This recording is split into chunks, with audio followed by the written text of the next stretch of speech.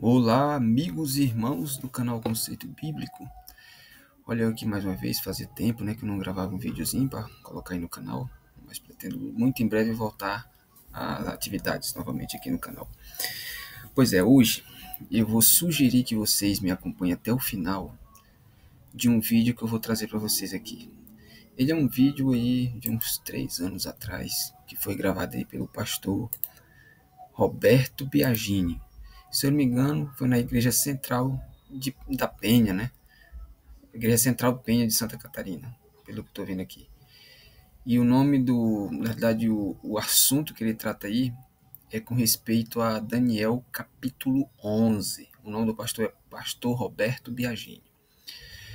E como nós sabemos, o capítulo 11 de Daniel é um dos capítulos mais difíceis de se entender, principalmente de quando chega nos versículos 40 em diante, entendeu?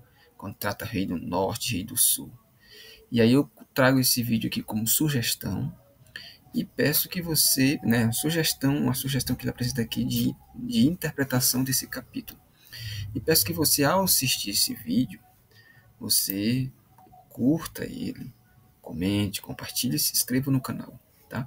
E eu tenho certeza, vai ser um vídeo mais ou menos 1 hora, eu tenho certeza que ao final você vai ver o capítulo 11 de Daniel com um novo olhar, porque é um capítulo difícil. Você compra, lê livro disso, daquilo, explicando Daniel, mas sempre quando chega no capítulo 11, os comentários são bem pouquinho, porque é um capítulo que ainda está em estudo, né? Estudo. As pessoas que se aventuram em dar uma explicação, eles simplesmente sugerem uma provável interpretação ali de Daniel capítulo 11, especialmente do versículo 40 em diante, tá ok? Então, fique comigo aí até o final, assista esse vídeo, até o final com o pastor Roberto Biagini e tire suas conclusões. Falou? Valeu! Boa noite cordial aos que estão aqui na igreja e a todos os que estão nas suas casas. Realmente é uma alegria vê-los aqui presentes. Dou graças a Deus porque você está aqui presente. E é muito importante que você esteja, porque você vai acompanhar um dos mais tremendos e maravilhosos capítulos da Bíblia, um capítulo dos mais difíceis de compreender, mas não menos proveitosos. Um capítulo grande, mas eu tento condensar algumas partes e apresentar a parte mais difícil de entender no verso. Eu seleciono aquela parte mais difícil e explico essa parte mais difícil, deixando algumas declarações fáceis de entender. De modo que, desse modo, eu procuro ser bastante justo com os que estão me ouvindo e correto no sentido de apresentar uma interpretação clara deste capítulo.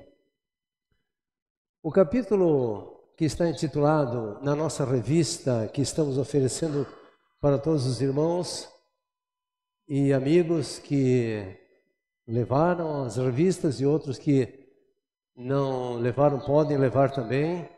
Se estão nas suas casas e estão sem a revista, nós podemos dar a revista gratuitamente. O título que está na revista é esse, Reis em Guerra. Mas é claro que se você lê o capítulo, você vai chegar a essa conclusão, Reis em Guerra. No entanto, atrás dos bastidores está o grande conflito entre Cristo e Satanás, o conflito dos séculos que vem desde o tempo de antes da criação do nosso mundo, e então depois da criação, lá no Éden, e vem se estendendo até os nossos dias, então chega o grande conflito até o tempo do fim. Interessante que o livro de Daniel é como um relógio de 12 horas. Nós estamos na 10ª hora, terminando o último capítulo. E então, no próximo domingo, o nosso irmão Lucinei vai apresentar o capítulo 12. É o clímax, ponto climático de tudo que nós vimos no livro de Daniel. Muito importante, portanto, não falte a esta apresentação que o Lucinei está desenvolvendo e estudando com muito carinho, né?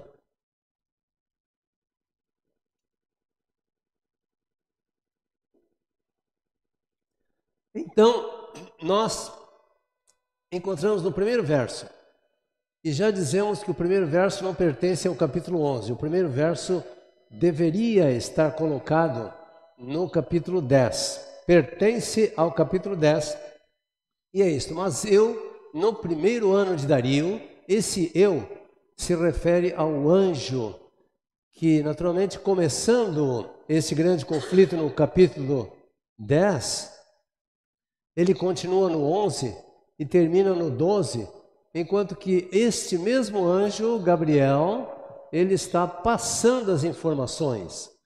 E agora nós temos um capítulo sem símbolos, um capítulo direto, um capítulo que fala abertamente as coisas e espera que nós entendamos. O próprio Cristo disse: quem lê em Daniel sobre a abominação desoladora, quem lê entenda.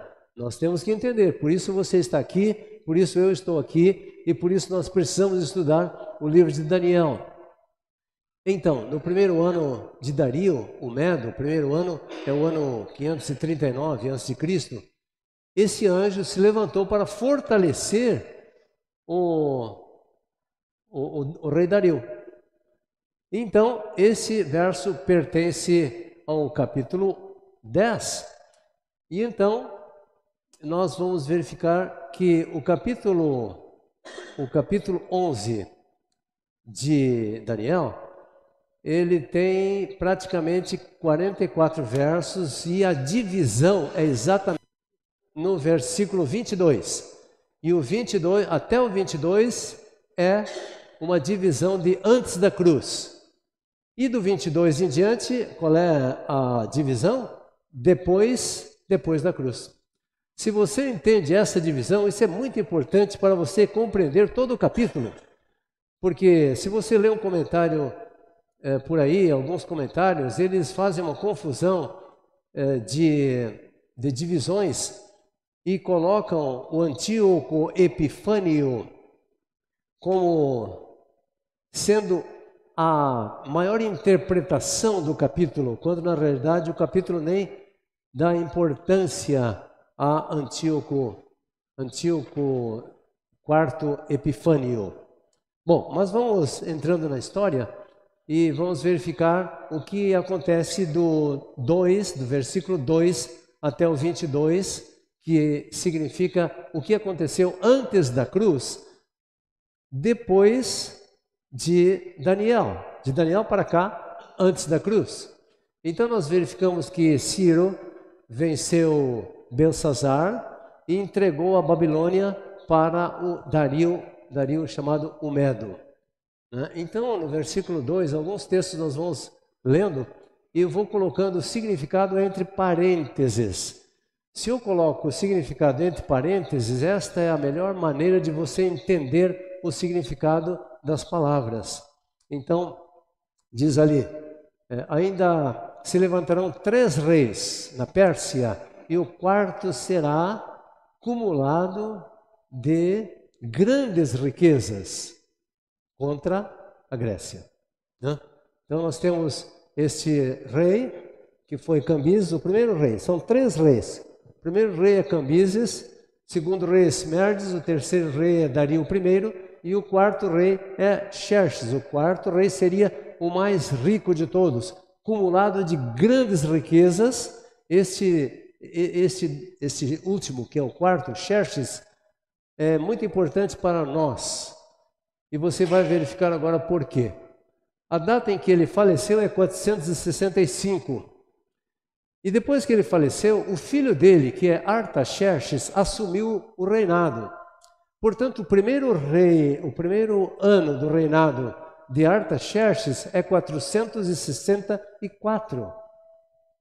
Agora, o 7º ano de Artaxerxes foi o ano em que ele baixou o decreto para a reconstrução de Jerusalém. Portanto, a partir de 457, 464 menos 7 dá 457, então nós chegamos na data importantíssima para chegarmos até o batismo, a morte de Cristo, a pregação dos apóstolos e em 1944 também, como já estudamos isso aí, né? Então, verificamos aqui, instigará, este rei Xerxes instigará contra o reino da Grécia. Então, a Batalha de Arbelas, em 331, Alexandre o Grande derrotou aquele 1 milhão de soldados não muito bem treinados contra aqueles soldados fortes e bem treinados de Alexandre o Grande. Naturalmente, eu coloco ali em vermelho, mais adiante eu não coloquei agora, não é o caso agora, mas em vermelho eu vou colocar aqueles que perderam a batalha. No versículo 3, depois destes 4 reis, se levantará um 5º rei poderoso, um rei poderoso que nós até aqui conhecemos como Alexandre o Grande. Até esse verso nós entendemos. Já passamos por tudo isso. Isso tudo foi fácil de entender. Daqui para frente é que vai se complicando, né? Mas eu vou mostrar o que aconteceu. Falando ainda de Alexandre o Grande, seu exército, grandes conquistas, seu império chegou da Macedônia, a Grécia, a Índia, Egito, Europa, Ásia e África. Foi realmente uma conquista muito grande. Até aqui nós falamos, até aqui nós entendemos e até aqui nós chegamos nas explicações anteriores e então agora também nessa parte do reino da Grécia, no auge do seu poder, do poder de Alexandre o Grande, o seu reino será quebrado. Ele estava realmente com pouca idade, aos 32 anos ele morreu, 13 anos de grandes conquistas e finalmente morreu em 323. No dia 13/6, parece que o 3 perseguia a esse homem. Ainda no 6, que é junho, né, 2 vezes 3, 6, 13, dia do azar, né, de junho de 323 a.C. Bom, morreu. E agora, o que diz o verso 3? E repartido será um reino fraco e repartido, o reino forte, será repartido em um reino fraco, mas não para os seus descendentes. Então veja só os descendentes. Esse aqui era o pai, essa era a mãe, esse era o irmão de Alexandre, essas são as esposas de Alexandre, 3 esposas que foram todas assassinadas, e também os seus filhos, Alexandre e Egos, também foram mortos. Todos esses morreram da sua família. Em poucos anos estavam mortos, assassinados. Ninguém queria saber deles no reino de Alexandre. Então, repartido para os 4 ventos, aqui vem as divisões. Como o leopardo tinha 4 cabeças, nós verificamos que isso significavam as 4 divisões do Império da Grécia. Então, Cassandro, Licímago, Seleuco e Ptolomeu dividiram o reino entre si. Mas aconteceu que Licímaco venceu Cassandro numa disputa, numa guerra, e Seleuco venceu a Licímaco. Então ficaram só esses 2. Ficaram o Seleuco na região do norte, depois abarcando todos os territórios dos outros. Ficou o norte com Seleuco e Ptolomeu com o Egito. Naturalmente, Seleuco, que era mais forte do que todos, ficou com a maior parte, umas 3/4 partes de 4 partes do reino completo. e uma parte ficou com Ptolomeu, no sul. Então o que nós temos aí agora, daqui para frente, é o Império Seleucida. Então vamos explicando algumas coisas. A palavra Seleucida vem de Seleuco. Seleuco porque os reis do norte começaram a se chamar Seleucos e Antíocos. Por isso Seleucida. Bom, esses do norte lutavam contra os Ptolomeus, que estavam no sul, no Egito. Então vamos ver algumas coisas, né, do Egito. Passamos por alto algumas guerras desses Seleucos e Antíocos e Ptolomeus. Vamos passar por alto um pouco alguns versículos, algumas batalhas, algumas intrigas entre eles. Vou passar por alto e vou mostrar o que é mais importante. Muitas guerras até com elefantes. Uma guerra que aconteceu entre eles, tinha 102 elefantes. Imagina quantas coisas, né, extraordinárias. Então, o rei do sul contra o rei do norte. Ou começa com o rei do sul, depois termina com o rei do norte e vice-versa. Às vezes o rei do sul ganha e às vezes o rei do norte está na frente das batalhas. E então, do verso, como disse, 5 até 13, nós temos esta descrição destes dois reis. Rei do sul, Seleucidas, e rei do norte, Seleucidas, e rei do sul, os Ptolomeus, reino de Ptolomeu. Então, a pergunta é esta: o que veio depois desses Antíocos e Ptolomeus? Depois de muitas guerras entre eles, o que aconteceu? O que é que vem depois da Grécia? Porque eles representavam a Grécia, mas eles também deveriam cair. E depois da Grécia, o que vem? A dica que eu tenho é aquele quadro lá, né? É Roma que vem. Então observe o verso 14, que é muito importante, porque aqui você observa o surgimento de uma nação poderosa que é Roma. Mas vamos ver como ela surge. Naqueles tempos, muitos, Antíoco III, que foi o grande entre os Antíocos, entre os reis do norte, Antíoco III se destacou como sendo o grande rei e poderoso, vencia muitas batalhas. E chega até o versículo 14 e diz que ele, Antíoco III, junto com um aliado, Filipe V da Macedônia, eles se levantarão contra o rei do sul. E o rei do sul, naquela época, era Ptolomeu V Epifânio. Muitas informações, não é? Muitos nomes diferentes. Mas observa o seguinte: aqui nós temos Antíoco III, um poderoso rei, fazendo guerra contra, agora em vermelho, porque perdeu a batalha, Ptolomeu V. Então, no verso 14, temos esta expressão. Eu vou terminar de ler a expressão porque é importante. Eu vou colocando os significados. Também os violentos são os romanos. A história está registrada no sentido de dizer exatamente isso, que os violentos eram romanos, que os romanos eram violentos, homens violentos, e se estabeleceram com muita força, com muita rigidez, com muita energia contra as pessoas e contra os revoltados, e eram chamados os violentos. E a palavra interessante, a palavra violentos no original, é uma tradução de uma palavra que não significa só violentos, mas roubadores. É interessante que os romanos foram tanto uma coisa como outra. Eles foram tanto violentos como também ladrões, roubadores. Bom, então diz ali, entre o teu povo. Note que algumas traduções dizem os violentos do teu povo.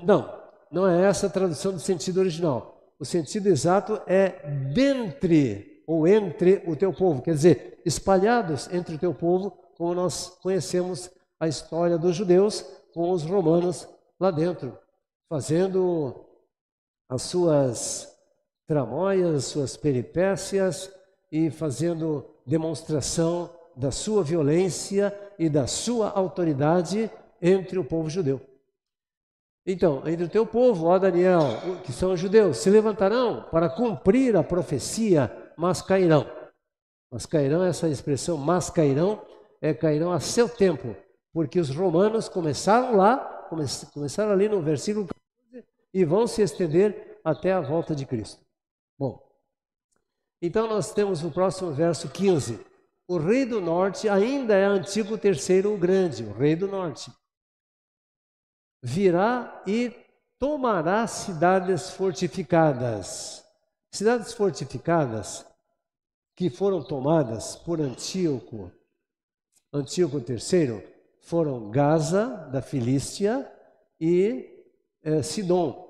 Duas cidades fortes, duas cidades fortificadas, e ninguém poderia resistir.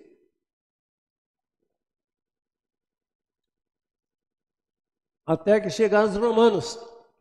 E os romanos deram fim ao poder do norte. E a partir do próximo verso 16, o rei do norte já não será mais aquele poder lá dos Seleucidas, dos Antíocos, não. Mas eles são extirpados, eliminados pelo poder romano nesse ponto aqui.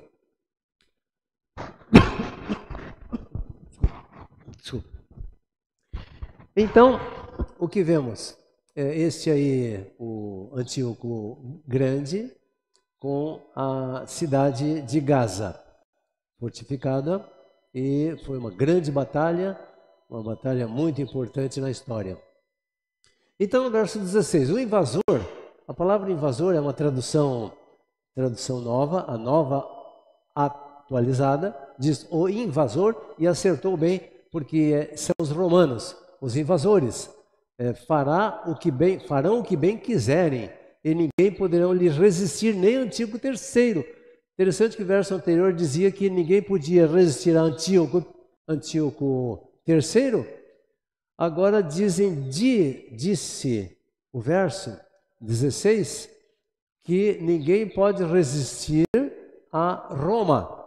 Bom, e o verso 16 agora mostra como Roma está entrando na Palestina. Disse Roma, coloco entre parênteses, ocupará a terra gloriosa. Interessante que umas 3 vezes se apresenta nesse capítulo todo a terra mais gloriosa do seu reino, é a Palestina. Aí então se apresenta esse elemento, que era um grande conquistador romano, que era Pompeu. Pompeu conquistou a Palestina e então em 63 a Palestina se tornou uma província de Roma. E aí você pode perguntar, mas por que tantas guerras? Por que tanta descrição de tantos homens guerreiros, tantas coisas? Porque tudo isso está envolvido, nisso tudo está envolvido o povo de Deus. E outras revelações que nós vamos ver daqui a pouco sobre justamente este capítulo, que trazem o mais importante de todo o capítulo.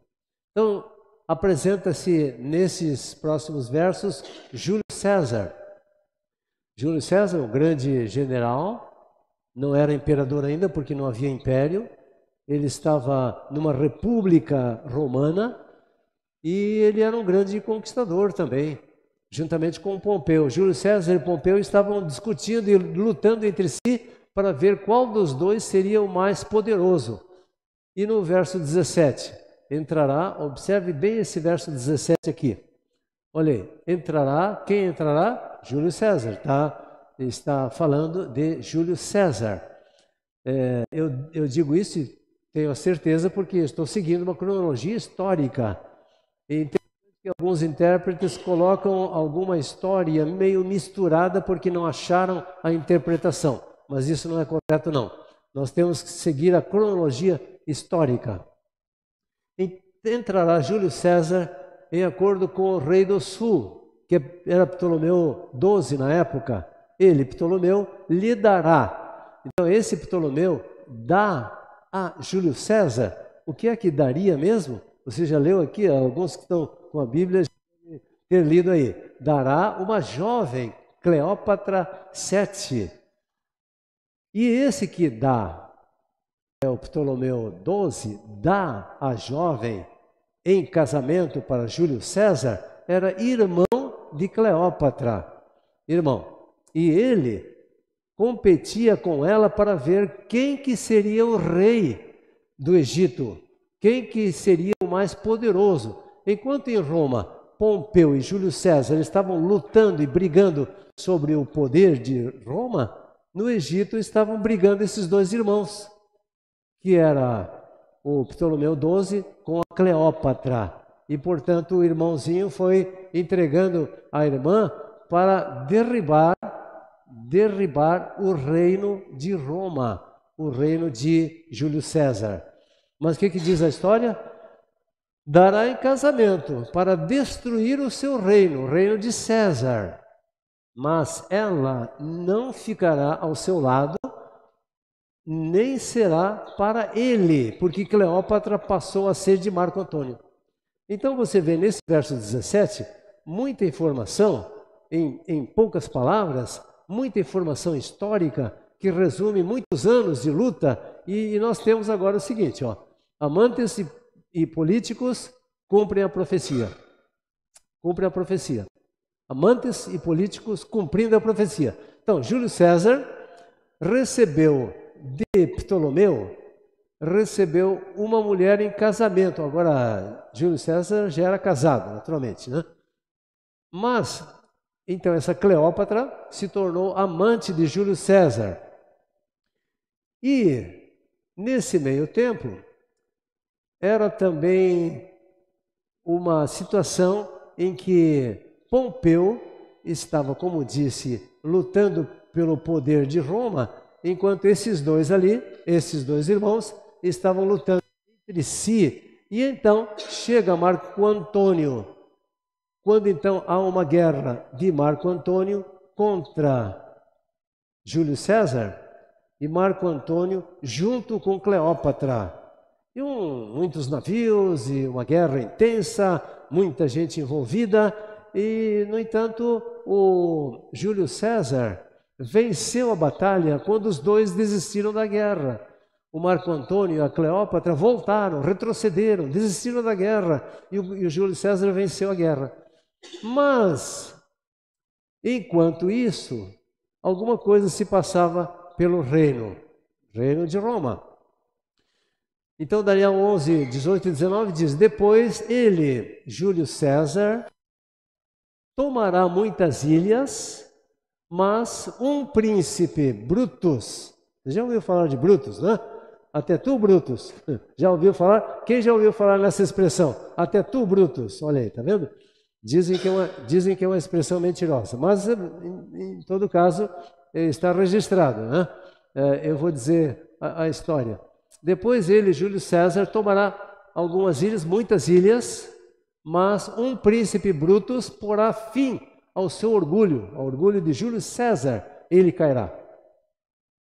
Por quê?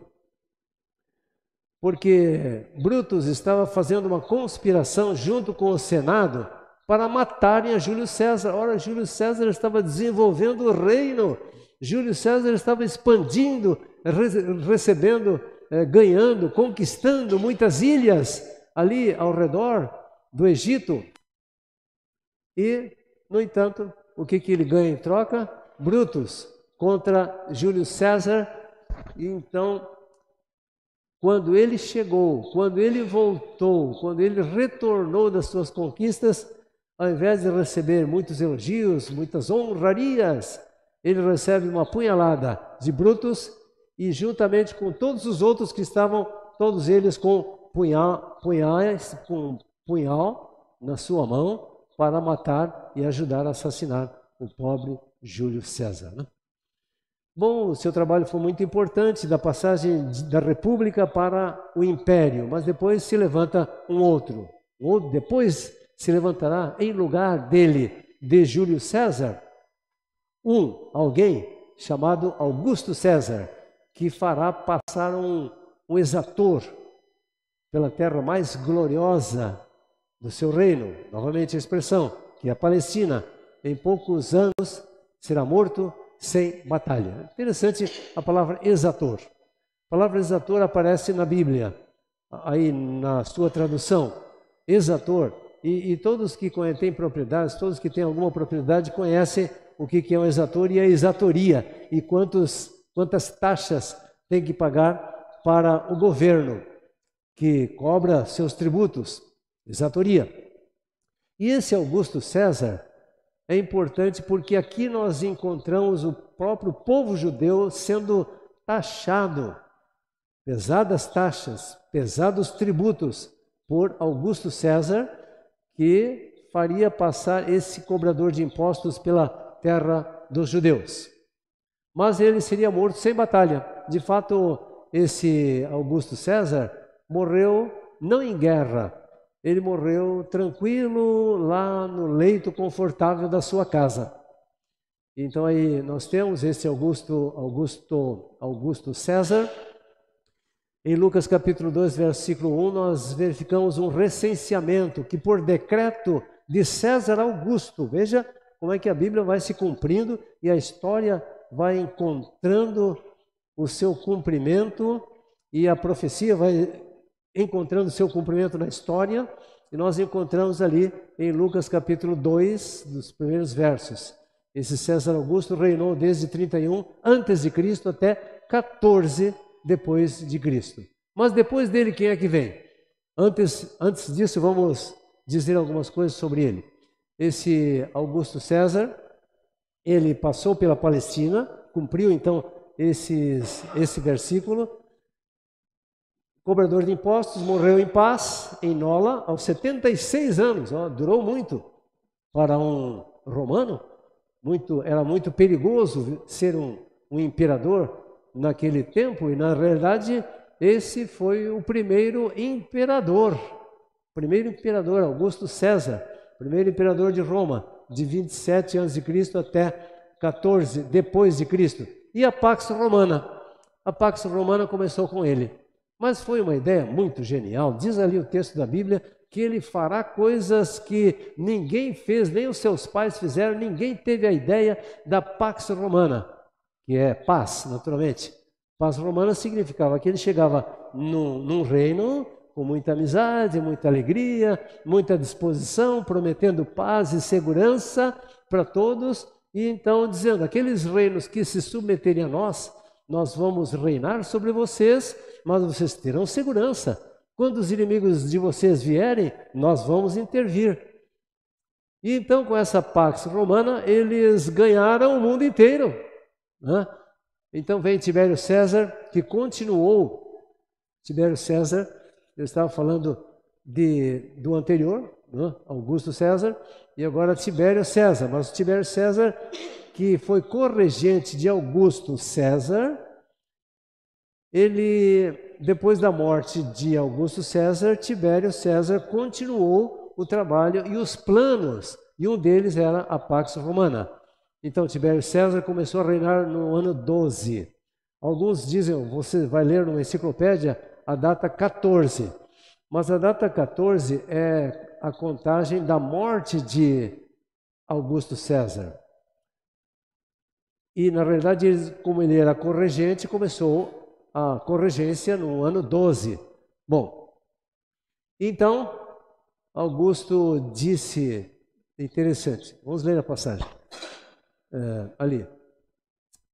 Depois se levantará um homem vil, Tibério César, virá de surpresa para reinar com engano. Agora veja, esse Tibério César era um homem vil, um homem hipócrita, um homem perigoso, um homem ruim, um homem de cara amarrada, um homem difícil de lidar. Era um homem vil e assassino. É tudo isso que a história diz dele. E a Bíblia diz exatamente, era um homem vil.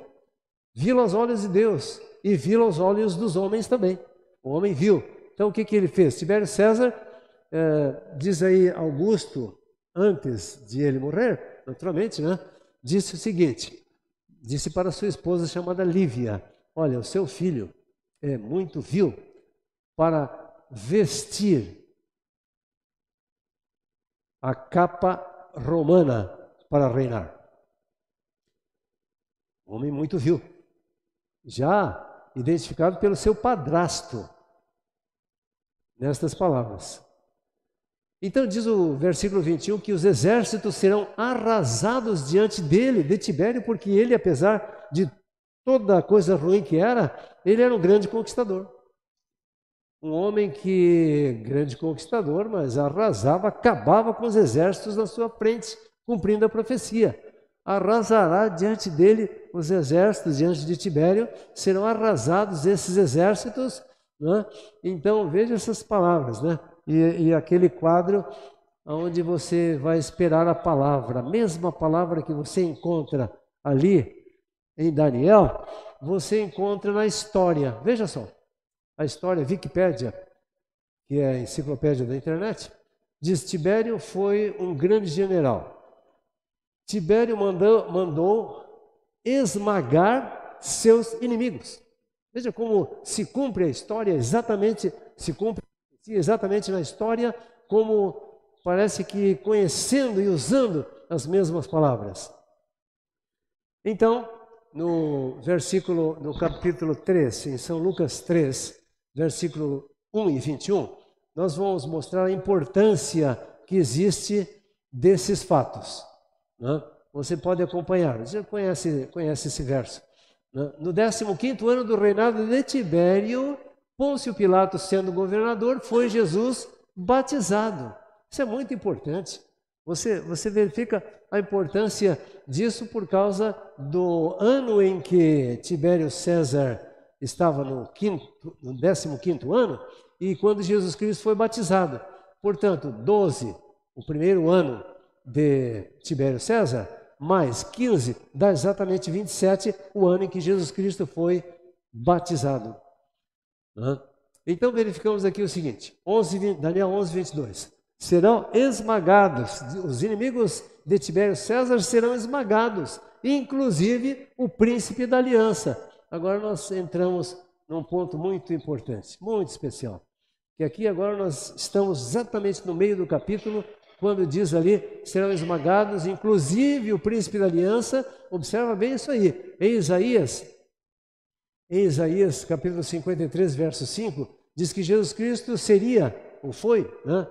Seria na época de Isaías e foi na nossa época, ele foi traspassado. Traspassado é uma palavra que identifica a cruz, porque é justamente naquela época de Isaías não havia tormento de cruz. Mas ele já com 700 anos antes de Cristo, já com antecipação, ele já previa que Cristo seria traspassado, como na cruz acontecia, ele seria traspassado, e observa esta expressão, seria esmagado por causa das nossas iniquidades. Bom, tem duas coisas. Ele foi esmagado por causa de nós, mas ele foi esmagado também por causa de Tibério César. Quer dizer, humanamente falando e fisicamente falando, foi ele o culpado. Foi através de Roma que Cristo foi massacrado, foi esmagado, foi crucificado. Foi através de Roma que ele teve aquele excesso de tormentos, excessos de castigos, excessos de açoites, sem necessidade. Porque ele ia morrer independentemente de tudo o que Roma fez. Bom, mas isso foi história, e isso foi profecia, e história profetizada, e profecia cumprida. Jesus Cristo, então, no tempo de Pôncio Pilatos, que era governador, e no tempo de Tibério César, que era imperador. Tibério César, imperador, mandou, portanto, com o seu aval, crucificar, matar a Jesus Cristo. Então, agora nós vamos ver depois da cruz. O que acontece depois da cruz? Agora você vai ver que as coisas vão se tornando mais fáceis, porque já do nosso tempo para cá, da cruz para cá, ao nosso tempo, nós conhecemos mais as coisas. Mas tem algumas revelações que precisamos apresentar aí. Então, depois da cruz, o que aconteceu?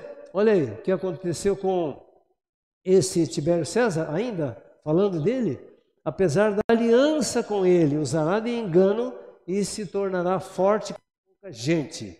Bem, isso está falando de Tibério César, a meu ver, e também de Roma. Por quê? Porque foi feita uma aliança com Roma e usou-se de muito engano e o próprio Tibério César enganou. Enganou, e vou mostrar por quê. Aqui. Esta era uma política de paz e prosperidade, como falamos sobre a Pax Romana. Mas Tibério continuou os planos de Augusto César da Pax Romana. Mas o que aconteceu então? Em 161, Roma fez uma aliança de paz, uma aliança de prosperidade com os judeus. Vocês vão ter nossa fortaleza, vocês terão a nossa força, vocês terão muita proteção e vocês terão muita paz. Vocês podem confiar em nós. Depois que os conquistou, naturalmente com o seu poder de Roma. E então, acontece que no ano 31, Tibério César, quebrou a aliança, matando o príncipe da aliança, o príncipe dos judeus. Então, neste ponto, se vê como a aliança é quebrada. Então, no ano 70 depois de Cristo, foi a vez de Tito, já pelo general Tito, já era outro imperador, Vespasiano. Ele, então, no ano 70, quebrou novamente a aliança com os judeus por destruir completamente a cidade de Jerusalém e o templo. Então, veja como as profecias vão se cumprindo. Agora, esta parte, dos versos 25 a 27. Agora temos um outro homem vil, que despertará Roma contra o rei do sul. Agora temos que entender um pouquinho mais de história e de geografia. O sul, o Egito, já não estava mais envolvido. Agora a parte sul se relaciona dentro do próprio Império Romano, porque havia duas partes, o norte e o sul, o ocidente e o oriente. Então nós temos a parte da esquerda, o norte, e a parte da direita, o sul. Então havia uma guerra, havia uma disputa de poderes, uma guerra de conquista dentro do próprio Império Romano, entre esses dois, entre Constantino e Licínio, esses dois homens importantes, que eles guerrearam. Constantino, ele fez uma guerra contra Licínio, que era imperador do Oriente Romano, e o Ocidente Romano estava nas mãos de Constantino. Eles fizeram uma guerra e Licínio, naturalmente, se deu mal. E eles eram parentes, porque o Licínio era cunhado de Constantino. Depois que Constantino derrotou a Licínio, esse Licínio, ele se ajoelhou, implorou e chorou diante dos pés do seu cunhado e até pediu para a sua esposa, que era irmã de Constantino, para que intercedesse. E ele pediu e suplicou e recebeu um perdão, assim, entre aspas. Aí diz ali o texto que esses dois, eles falarão mentiras na própria mesa, e diz ali que um enganará o outro e que um deles não prosperará porque haverá intrigas contra ele. Porque esse Licínio lutava pelos godos, os visigodos, e o Constantino pelos francos da França. Eles eram cristãos lutando contra gentios. Então era uma guerra dentro do próprio reino de cristãos contra pagãos. É interessante que antigamente era o pagão contra os cristãos, agora são os cristãos contra os pagãos, né? E os cristãos vencendo, né? Então no verso seguinte, verso 28, então o homem viu Constantino com grande riqueza, se prepara agora contra a Santa Aliança. Então a conversão de Constantino. Constantino se converteu em 312 312, e ele volta para Roma, age contra a Santa Aliança. Qual é a ação de Constantino contra a Santa Aliança? Em primeiro lugar, ele faz uma união da igreja com o Estado. Em segundo lugar, introduz as imagens de escultura nas igrejas. Em terceiro lugar, o decreto dominical. Então, Constantino transfere a capital de Roma para Constantinopla, ou seja, Bizâncio ou Istambul. Então, agora, algumas palavras. Esta cidade de Constantinopla, onde estava Licínio, que recebeu uma derrota, esta cidade se chamava antigamente Bizâncio. Por isso que se diz aí Império Bizantino, e as pessoas ficam pensando, mas que bizantino é esse? Por que bizantino? O que significa bizantino? Bizantino é de Bizâncio. Bizâncio era o nome da cidade onde foi construída Constantinopla, a cidade que Constantino construiu para transportar a cidade capital de Roma para Constantinopla. Isso fica em Istambul, na Turquia, de Ocidente para Oriente. Isso aconteceu em 330, do Ocidente para o Oriente. Então, de Roma para Constantinopla, em 330.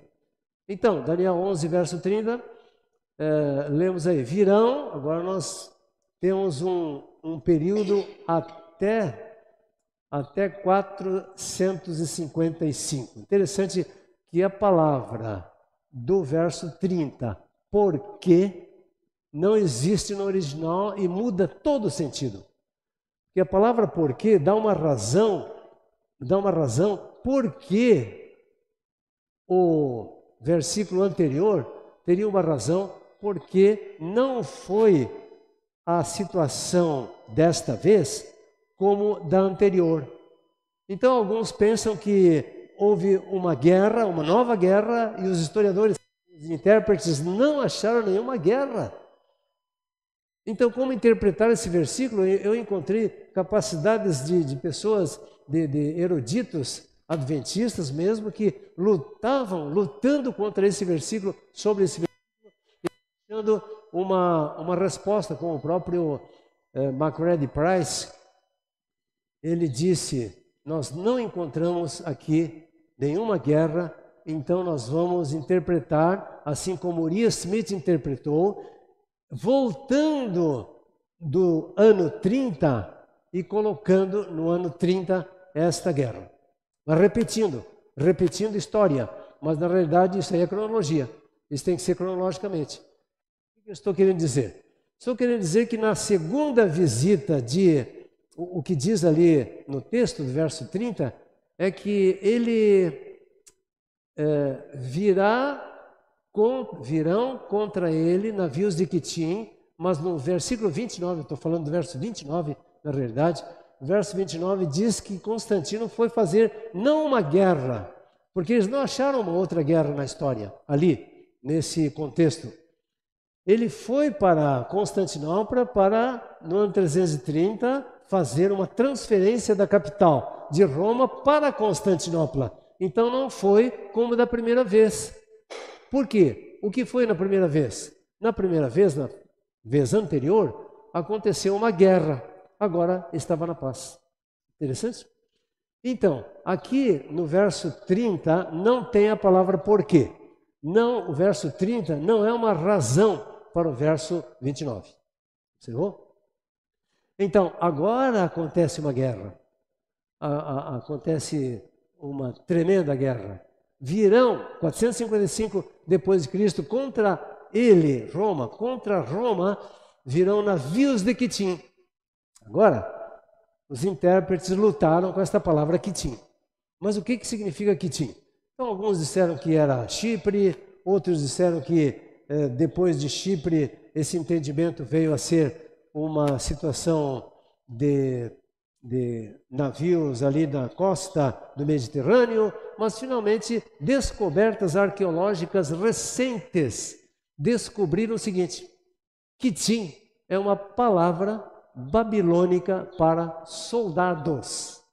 Então agora tem sentido, navios de soldados, navios cheios de soldados vieram contra Roma. Mas que navios eram esses? Que tinham soldados, de acordo com a arqueologia. Então, Genserico vem com os vândalos. Genserico, lembra dos povos bárbaros? O que significa bárbaro? Bárbaros significam todos aqueles que não são romanos, assim como gentios significam todos aqueles que não são judeus. Bom, então, Genserico vem com os vândalos para destruir e arrasar e saquear Roma. Então, acontece, Rômulo Augusto é destronado em 476, Odoacro, através de Odoacro, rei dos Érulos, Roma Ocidental, portanto, caiu em 476. Então, agora veja o seguinte, olha, caminho aberto para quem? Para o papado. Por que é que nós estamos gastando todo esse tempo e toda essa dificuldade de interpretação até aqui? Por quê? Porque você precisava ter certeza da cronologia até chegar no papado. Está vendo? Para ninguém duvidar desta interpretação, está aí a história para mostrar. O batismo de Clovis, rei dos francos, aconteceu em 496. Agora isso é importante, porque o Clovis, esse rei da França, Clodoveu, rei da França, ele foi tão bem considerado pelos católicos que ele é intitulado como segundo Constantino. Constantino foi um poder para ajudar o papado. Agora, Clovis foi outro poder, porque o Clovis ele eliminou praticamente o paganismo do seu reino, e ele então se batizou como cristão, ele tornou o seu país, a França. A França foi o primeiro país que se tornou cristão dentre todos os bárbaros. Se lembra aqueles 10 povos bárbaros que eram gentílicos? Agora a França se torna cristã. 496. Então, verso 31, forças enviadas por ele, Roma, forças enviadas por Roma, por esses poderes que eu vou mencionar agora, contra Roma, de Roma, contra a Santa Aliança. Agora a Santa Aliança, olha aí, esse Clovis em 508, Clovis derrotou os visigodos. E então, 533, Justiniano declarou que o bispo de Roma era o chefe, num decreto, chefe de todas as igrejas. E em 538, Belisário, que era um general de Justiniano, ele derrotou os ostrogodos. E os ostrogodos são os últimos inimigos do Papa. Portanto, estava estabelecido o quê? Em 538 se estabelece o poder papal. Daniel 11:31, obras do papado. Quais são as obras? Neste versículo, veja só. Profana o santuário, ídolos dentro da igreja. Tiro contínuo, a intercessão de Jesus Cristo é substituída pelo que nós chamamos de missa. Porque se na missa se faz sacrifícios diários, então o diário e o contínuo, não é sacrifício contínuo é a missa. Sacrifício contínuo, sacrifício diário, como está escrito aí na sua Bíblia, e não contínuo, porque no original é tamid. Tamid, no hebraico, significa o contínuo. O contínuo se refere a todo o trabalho no santuário terrestre. E agora, esse contínuo tamid se refere à contínua intercessão de Jesus Cristo no céu. Portanto, quando diz que tira o sacrifício diário, na realidade, sacrifício não existe no original. Quando tira o diário ou o contínuo, significa que pela missa o catolicismo eliminou da mente das pessoas e dos crentes a intercessão de Jesus Cristo. Então você vê como é que é. Estabelece, em terceiro lugar, estabelece a abominação desoladora, que é o sistema papal, em 538. Então, o que acontece? Mas o povo que conhece o seu Deus se tornará forte e ativo. Então vemos os valdenses, os albigenses e os huguenotes, que são os fiéis povo de Deus no tempo da Idade Média. Os sábios entre o povo ensinarão a muitos. Muitos desses cristãos, valdenses, albigenses, huguenotes, eles eram sábios no ensino das Escrituras. Até hoje nós temos escritos dos grandes ensinadores deles. Então nós temos o seguinte: mas cairão, fiéis, mas cairão, pelo fogo, pela espada, pelo cativeiro e pelo roubo por algum tempo. Eles foram perseguidos de morte, queimados vivos, mortos assim de uma maneira brutal. Então se cumpriram as profecias e as perseguições aconteceram, assim como em Roma pagã, lá em cima. Os cristãos eram perseguidos e lançados às feras famintas. Então os cristãos no tempo de Roma papal foram queimados vivos. E dizem os historiadores que o sistema papal introduziu uma forma de intolerância muito pior do que a intolerância dos romanos. Dizem os historiadores que os cristãos católicos, o papado, esmagou os cristãos de uma maneira terrível, muito pior do que os romanos. Bom, agora o caráter do papado eu estou resumindo nos versículos 36 a 39. Então já passamos ao término e já vamos avançando para o final. Em primeiro lugar, exalta-se com arrogância. Em segundo lugar, blasfema contra Deus. Em terceiro lugar, ordena o celibato para mulheres. Interessante que o texto original diz desejo das mulheres. Ele é contra, o papado é contra o desejo das mulheres. Qual é o desejo das mulheres? Infelizmente, a versão atualizada, moderna, a última versão, a nova, colocou umas outras palavras que não conferem com o original. O desejo das mulheres realmente é o casamento, especialmente naquele tempo. Hoje também, mas as coisas estão mudando, mas tudo bem. Em quarto lugar, idolatra o Deus da guerra. Quinto lugar, honra a um Deus desconhecido. Sexto lugar, confia num Deus estranho, Maria, para vencer a guerra. Sétimo lugar, promete a recompensa, exatamente, com engano, exatamente como Roma fazia, o papado também faz nesses versículos aí. Então, interessante, olha, Daniel 11:39. Com a ajuda de um Deus estranho, atacará as mais poderosas fortalezas, pela intercessão da Virgem Maria. Eles vão conseguir a guerra. É um Deus estranho, é muito estranho mesmo. Então, o grande conflito e o tempo do fim. Chegamos agora ao tempo do fim, as últimas palavras. No tempo do fim, desde 1798.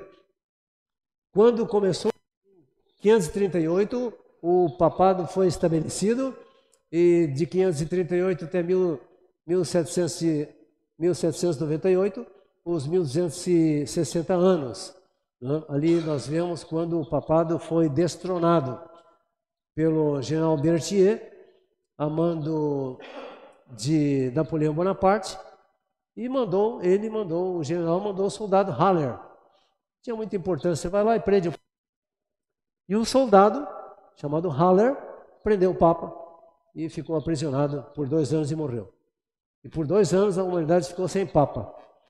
Bom, então, ali está. Agora, ele está crescendo. Ele foi aprisionado. Em 1929, ele teve uma certa liberdade. Ele recebeu alguns hectares de terra e ele colocou ali, se instalou no Vaticano.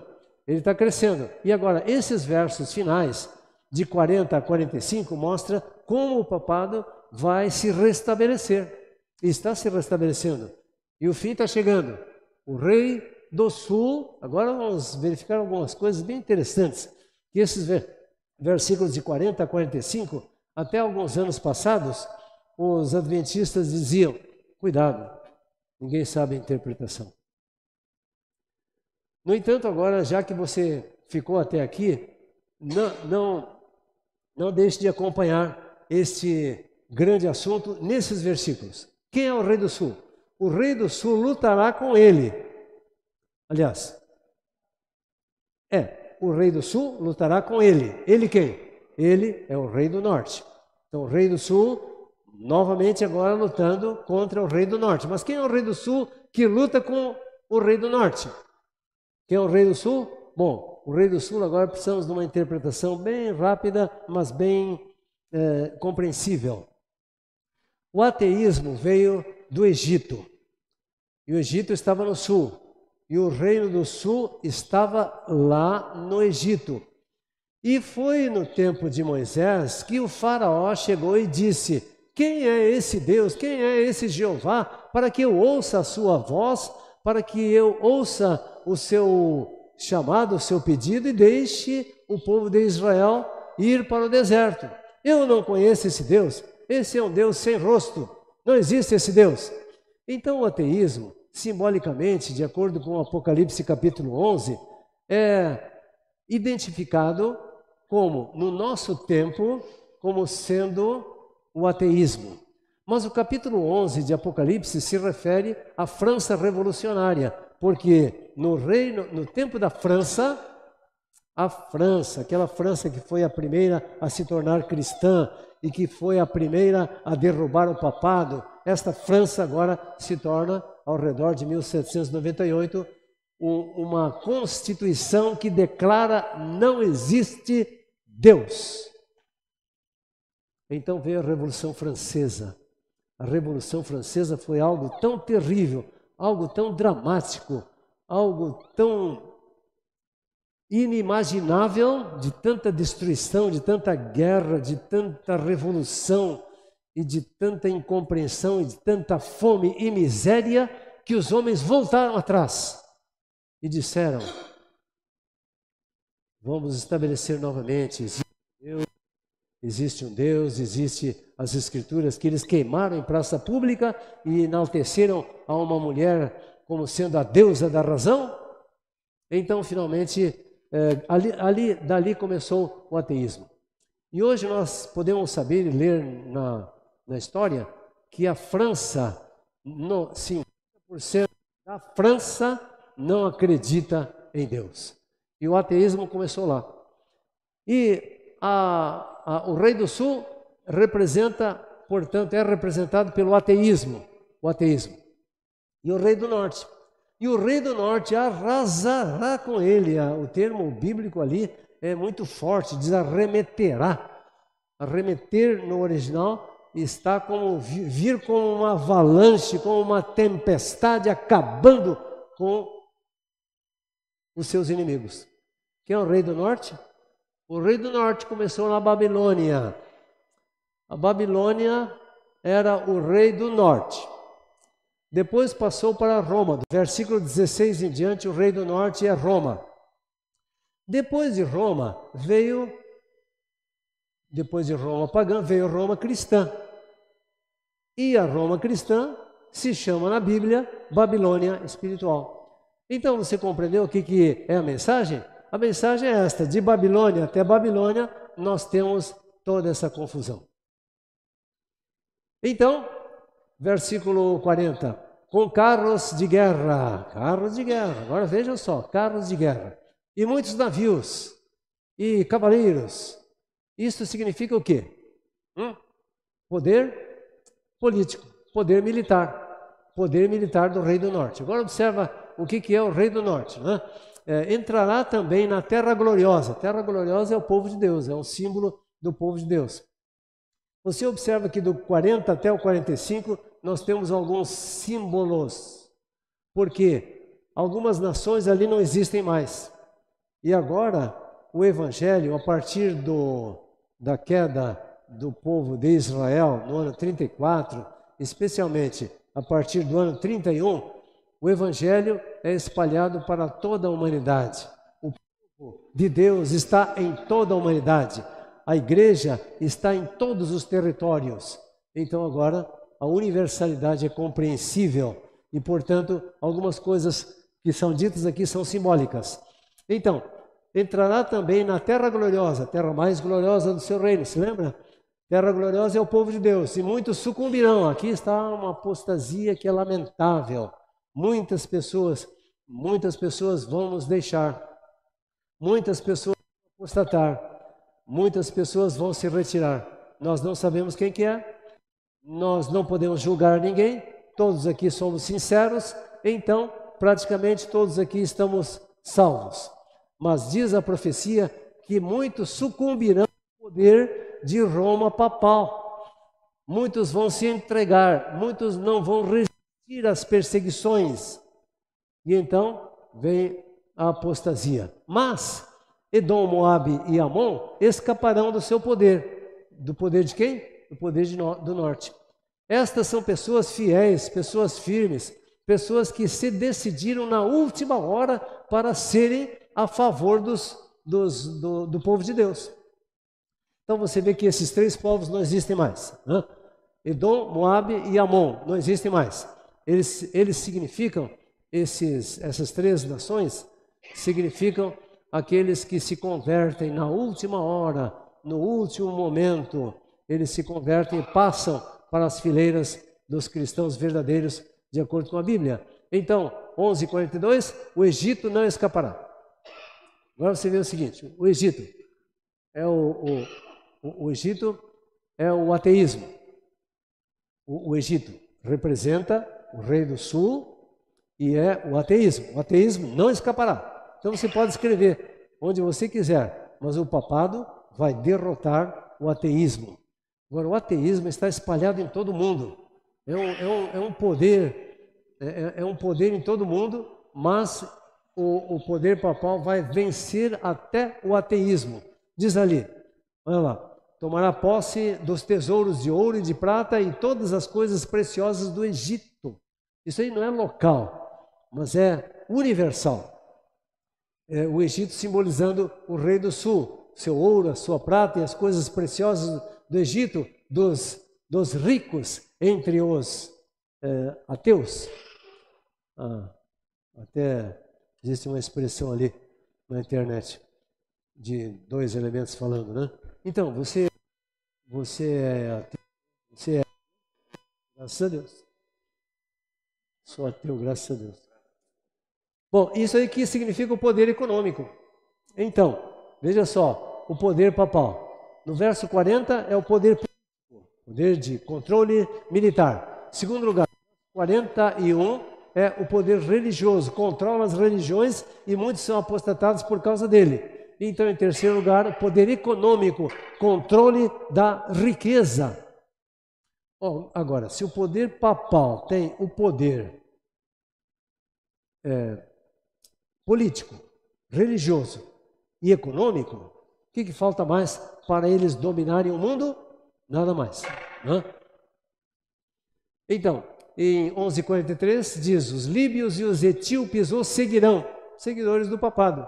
Seguirão ao rei do norte, seguidores do papado. Os líbios e os etíopes não são agora, novamente, países literais. Isso aqui é simbólico. Do 40 ao 45 são significados espirituais para estes povos. Os líbios e os etíopes representam toda a humanidade de ímpios, dentre todas as raças, dentre todos os orientais, e os ocidentais já são povos cristãos. Então, envolvendo os líbios e os etíopes, envolvem e misturam-se os ocidentais com os orientais.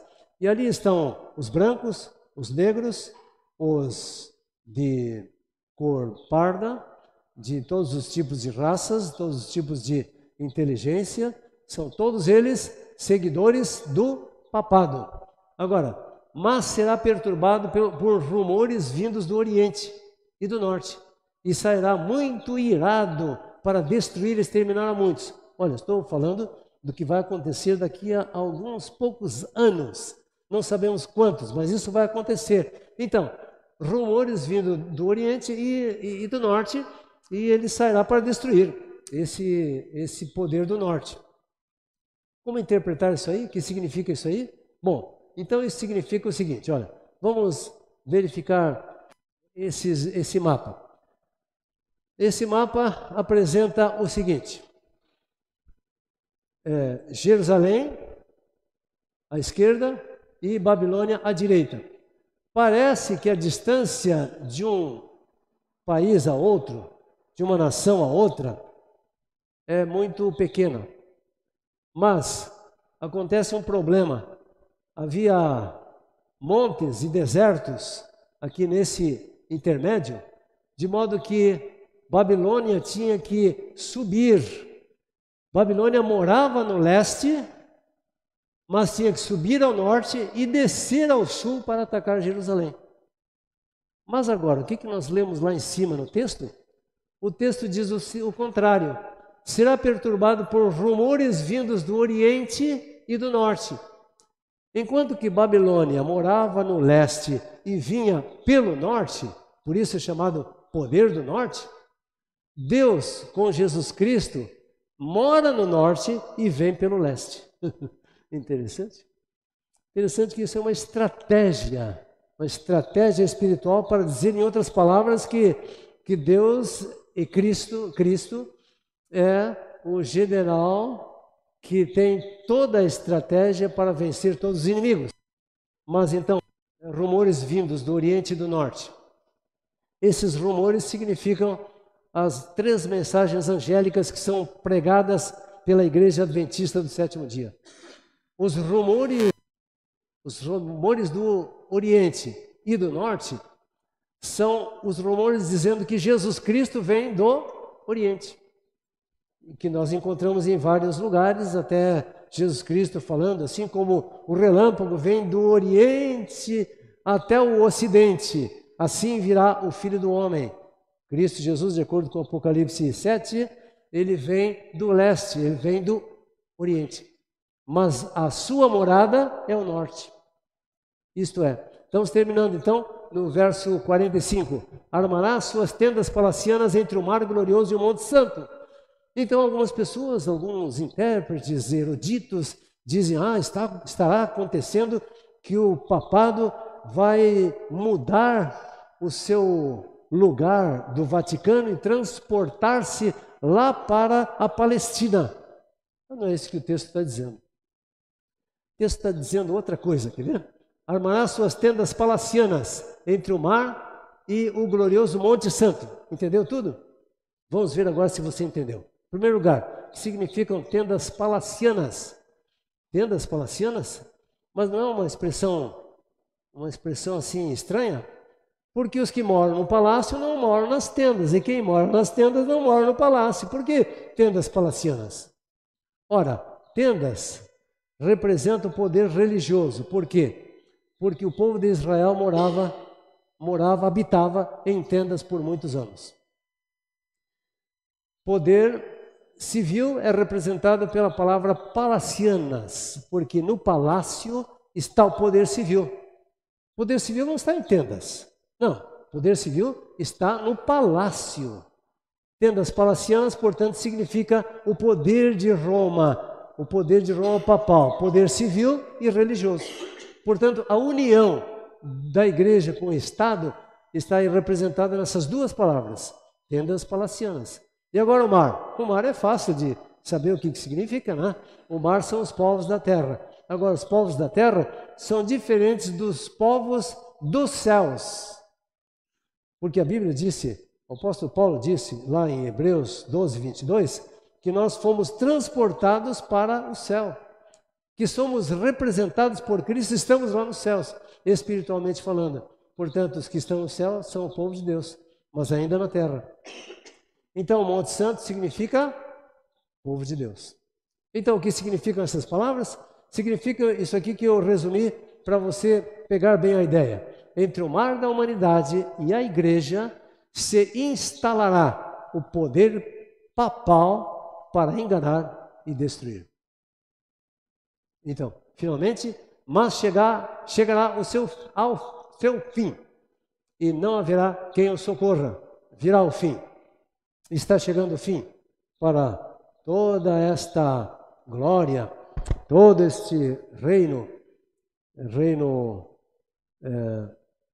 que não foi designado por Deus, é um poder contrário a Deus, virá o seu fim.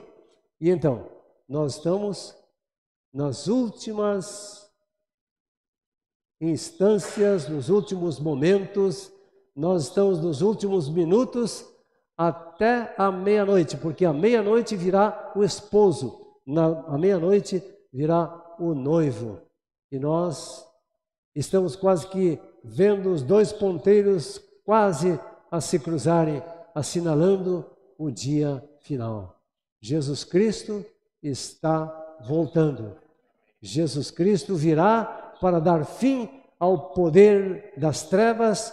Jesus Cristo virá também para todos os seus filhos, os cristãos, a todos nós. Ele está pronto para nos levar a sua igreja, arrebatar a sua igreja, para que possamos viver eternamente com Ele.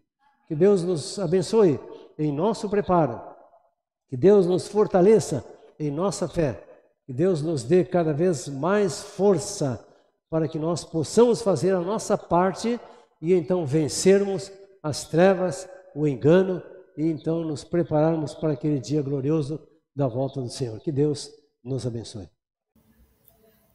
Olá, amigos e irmãos do canal Conceito Bíblico. Olha eu aqui mais uma vez, fazia tempo, que eu não gravava um videozinho para colocar aí no canal, mas pretendo muito em breve voltar às atividades novamente aqui no canal. Pois é, hoje eu vou sugerir que vocês me acompanhem até o final de um vídeo que eu vou trazer para vocês aqui. Ele é um vídeo aí de uns 3 anos atrás, que foi gravado aí pelo pastor Roberto Biagini. Se eu não me engano, foi na Igreja Central da Penha, Igreja Central Penha de Santa Catarina, pelo que estou vendo aqui. E o nome na verdade, o assunto que ele trata aí é com respeito a Daniel capítulo 11. O nome do pastor é Pastor Roberto Biagini.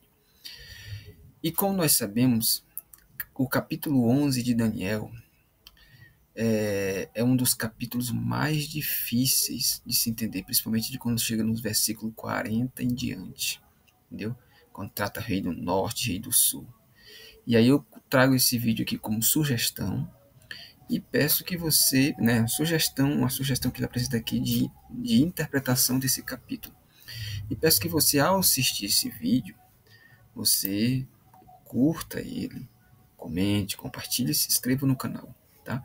E eu tenho certeza, vai ser um vídeo mais ou menos 1 hora, eu tenho certeza que ao final você vai ver o capítulo 11 de Daniel com um novo olhar, porque é um capítulo difícil. Você compra, lê livro disso, daquilo, explicando Daniel, mas sempre quando chega no capítulo 11, os comentários são bem pouquinho, porque é um capítulo que ainda está em estudo, Estudo. As pessoas que se aventuram em dar uma explicação, eles simplesmente sugerem uma provável interpretação ali de Daniel capítulo 11, especialmente do versículo 40 em diante, tá ok? Então, fique comigo aí até o final, assista esse vídeo, até o final com o pastor Roberto Biagini e tire suas conclusões. Falou? Valeu!